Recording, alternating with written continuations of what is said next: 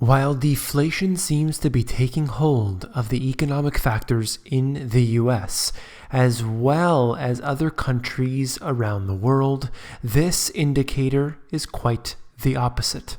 Inflation has taken hold of rents in the US, particularly as more people lose their jobs. Debt-to-income ratio continues to worsen, and the simple supply and demand fundamentals coming at play as well. As conditions worsen, more individuals will be forced out of their homes they could never afford anyway, and into rental properties. You came here for the truth, so let me unveil that for you. Today we will discuss the major deflation that is going on in the US, except for this. Let's begin with this very simple video, and I want to stay on track here. Median asking rent for vacant rent units. Year over year. And look at this chart. I don't know, the font is pretty small, but it's 1988 it begins with. And there are years when this slows down, of course, but you can see that it's basically a straight line upward. We are experiencing that now over the past few years to be at a very high degree. And that is no coincidence because of all of the different reasons we will discuss today. Look at this here. Renter-occupied houses is the red line, and owner-occupied houses is the blue line. And you can see that essentially, during the financial crisis and beyond, owner-occupied houses have actually declined slightly.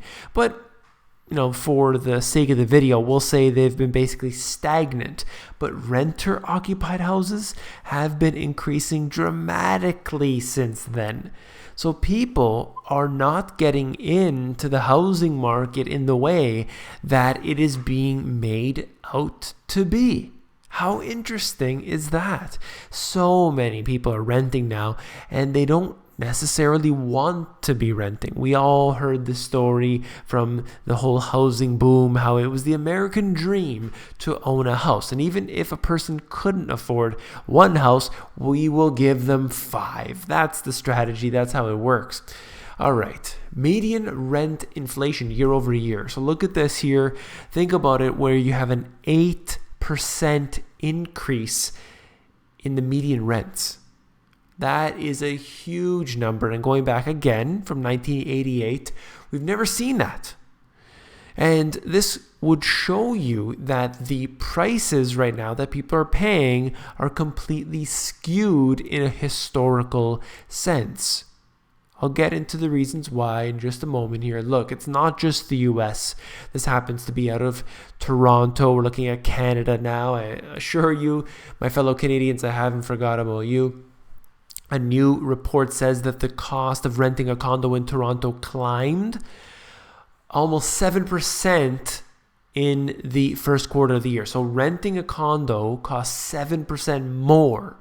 And this is the kind of thing that shouldn't happen at that rate. It's interesting the way they calculate inflation. They could basically remove all statistics so that it's pretty much nothing.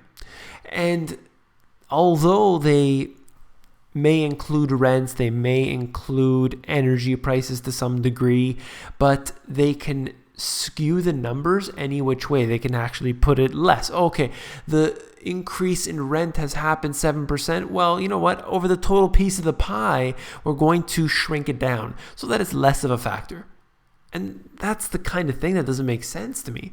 Look, if your energy prices are increasing, like your electricity, which I'm sure you're in the same situation as I am, where every single year these prices increase.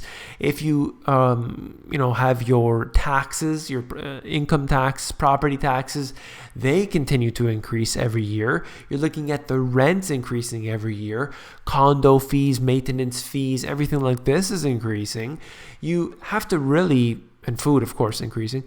You have to figure out where is all the 2% or less that they talk about. I don't know how they come up with that calculation, because it's nowhere near that. And it's just really amazing to see how fictional it all is. And there's more in the article here, but I'd like to just move on. A little thing from my book where I talked about the vacancy rates. Now, these statistics happen to be from 2011, but stay with me for a moment. Vacancy rates in the US are off the charts right now. As described in the earlier chapter, they are exceeding 11% in 2011. And this is important for people who are renting out these properties as well, because you have those vacancies. But there is the supply and demand fundamentals which are throwing things off at this time. We should be experiencing something a little different now. What I want to talk about is this: initial jobless claims. Year over year, we are experiencing more and more people who are unable to find work. And they have to apply for the social assistance, and these happen to be increasing every single month practically over the course of the past few years. And simultaneously, we can see the US GDP being very, very stagnant over these past few years as well. So this is the kind of thing that we need the GDP to increase, yet all that's increasing is the negative indicators. So this is what we will have to chase down in the future, continue to watch this as being one of the important indicators. Now, people are unable to afford homes. They can't buy homes. So what do? Well, they have to get into the rental game. But when the rents are increasing, that puts even more pressure on them. And that's what's happening at this time. This article here, which I won't get into the whole thing, but essentially that mortgage rates are down significantly. And even though they have made it as easy as they possibly could to have people buy houses, still, you have the stagnation in the people purchasing houses. At the same time, you have rental prices increasing, and more people year over year are getting into the rental game as well. This spells disaster. This shows you the truth, and I'm glad that you stuck with me through this video to hear it for yourself, to see it for yourself. If you found this video informative, please give me a thumbs up. Lots more videos to come, I assure you. And if you found this video informative, I know you will find my book, The Money GPS, even more informative. If you like this for sure, then check out the book, because you will see different information like this, where I talk about the rents, where I talk about real estate, I talk about precious metals, I talk about basically everything, the whole gambit here. And you can actually flip through the book. If you go over to Amazon, they have a look inside feature.